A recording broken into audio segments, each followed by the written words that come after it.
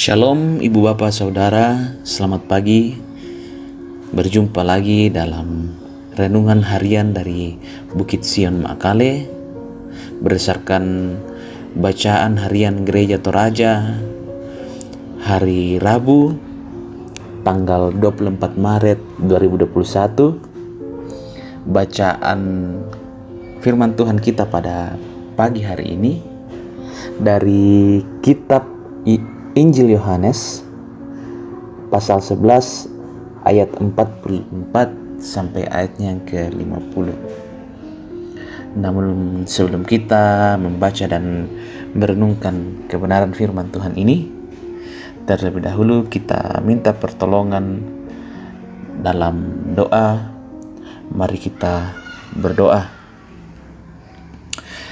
Bapa dalam sorga, kami sungguh mengucap syukur untuk hari baru yang Tuhan anugerahkan kepada kami. Kami boleh beristirahat pada malam yang telah berlalu, sehingga kami boleh bangun dengan kekuatan dan sukacita yang baru di pagi hari ini. Sebelum kami menjalani aktivitas kami pada pagi hari ini, Tuhan, kami mau membaca dan merenungkan kebenaran firman-Mu. Kiranya firman ini boleh menjadi kekuatan bagi kami untuk melanjutkan aktivitas kami di hari ini. Berikan kami hikmat untuk memahami kebenaran firman-Mu ini, sehingga kami boleh memahami dan terlebih khusus kami boleh menerapkannya di dalam kehidupan kami. Bapa dalam surga, kami terbatas sehingga kami butuh pertolongan-Mu.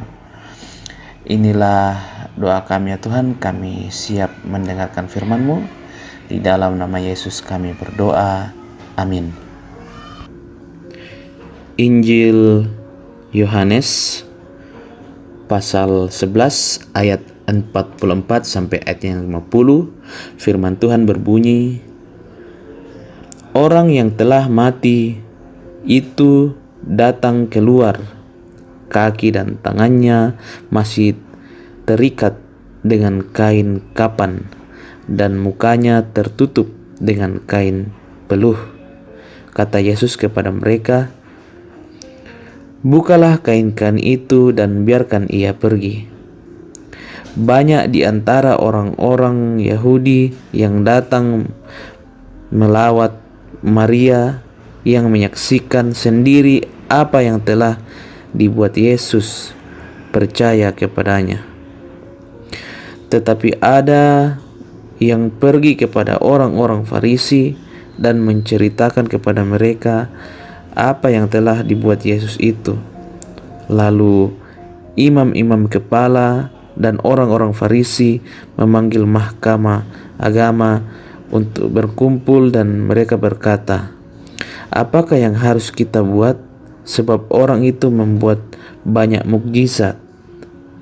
Apabila kita biarkan dia, maka semua orang akan percaya kepadanya, dan orang-orang Roma akan datang dan akan merampas tempat suci kita serta bangsa kita. Tetapi seorang di antara mereka, yaitu Kayafas, imam besar yang tahun itu, berkata kepada mereka, kamu tidak tahu apa-apa, dan kamu tidak insaf bahwa lebih berguna bagimu jika satu orang mati untuk bangsa kita daripada seluruh bangsa kita ini binasa. Amin. Kesaksian dalam pengorbanan. Kesaksian dalam pengorbanan adalah tema dari renungan kita pada pagi hari ini. Batu lambas Toraya dikua tontong mendadi sakbi moi annalan agan mabanda. Tontong mendadi sakbi moi annalan agan mabanda.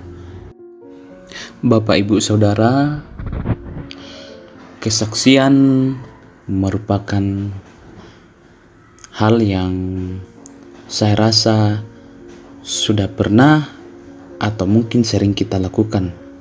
Sama halnya juga dengan berkorban. Bersaksi boleh dikatakan menceritakan suatu kejadian yang kita lihat. Jadi bukan didengar dari orang lain atau meneruskan informasi dari orang lain, tetapi kita yang menyaksikan atau melihat atau ada pada suatu kejadian yang kita ceritakan ulang. Dan berkorban artinya kita memberikan sesuatu kepada orang lain, bukan cuma soal materi, tetapi berkorban juga bisa dalam berupa barang atau jasa. Bisa juga lewat waktu, tenaga, dan lain sebagainya. Kita bisa melihat orang bersaksi misalkan di pengadilan, atau ada peristiwa tertentu yang belum terungkap dan kita sebagai orang yang menyaksikan dimintai keterangan. Sedangkan berkorban bisa kita lihat contohnya pahlawan yang mengorbankan nyawanya, tenaganya, bahkan seluruh hidupnya untuk kemerdekaan di negara Kesatuan Republik Indonesia. Itu merupakan contoh untuk kesaksian dan juga pengorbanan. Jika kita melihat bacaan kita pada pagi hari ini dari Yohanes 11 ayat 44 sampai ayat yang ke-50, di situ kita bisa melihat bahwa setelah Yesus membangkitkan Lazarus dari kematiannya dan membiarkan ia pergi, banyak orang Yahudi yang menyaksikan sendiri atau memberikan kesaksian bagaimana Yesus berkarya dan membuat banyak mukjizat dan percaya kepada Yesus. Lalu kesaksian tersebut sampai kepada orang Farisi, dan mereka bersama dengan imam-imam kepala memanggil mahkamah agama dan berencana untuk menyingkirkan Yesus, karena mereka merasa bahwa apa yang telah dilakukan Yesus dengan mukjizatnya, dengan pengajaran-pengajarannya adalah suatu ancaman bagi imam-imam kepala dan orang Farisi. Mereka takut mereka akan disingkirkan, mereka takut mereka akan tidak dipercaya oleh orang, jabatan mereka akan hilang, kekuasaan mereka akan hilang dengan keberadaan Yesus yang pasti pada saat itu membuat banyak orang takjub dengan apa yang dilakukannya.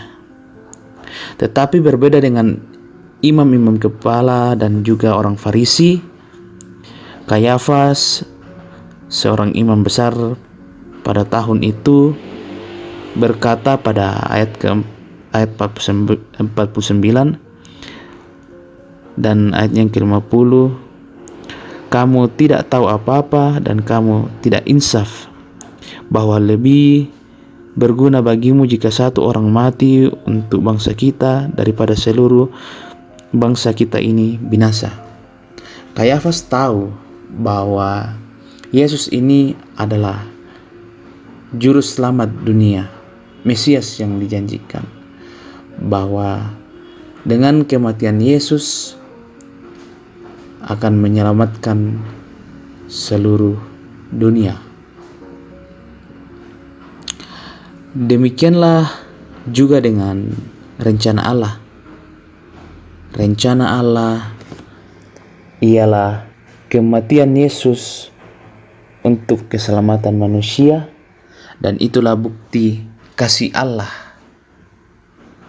yang paling besar untuk kita, umat manusia.